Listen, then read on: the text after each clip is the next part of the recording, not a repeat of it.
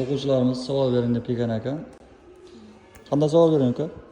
Mantiqqa savol bering. Mantiqqa savol beringmi? Xo'p, unda eshit. Bir odam 3 marta noto'g'ri javob beradi. Lekin uchalasi ham to'g'ri edi.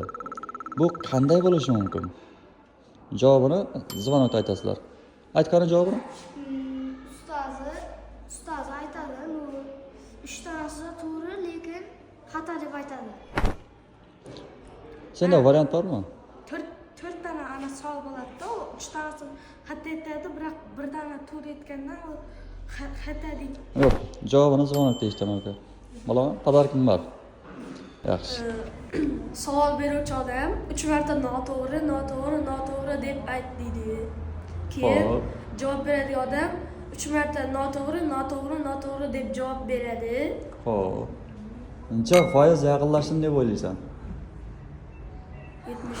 To'g'ri javobga. 70%. Ya men o'zim 100% aytdim deb o'ylayman. Yo'q, ya 70 tala ya 100 tala. 100% yaqinlashdim deb o'ylaysan. O'zing olganmisan? Yo'q. Bu ukamiz 5 tal 100% javob berdi. Javobimiz yozilishi bo'yicha unday emas, lekin mantiqan ana shunday. To'g'ri javob berdi lekin bu o'quvchimiz. Tabriklayman, ketdik. Bu ukamiz videoning boshida savol berilgan vaqtida yo'q edi, lekin ana shu bolalardan, ana shu o'quvchilardan eshitib, javobini men bilaman deb men yanima kelib to'g'ri javobni berganligi uchun pодаркasini oldi. Tabriklayman uka. Rahmat. Xudo qalasa keyingi savollarimizdan sen javob berishga harakat et.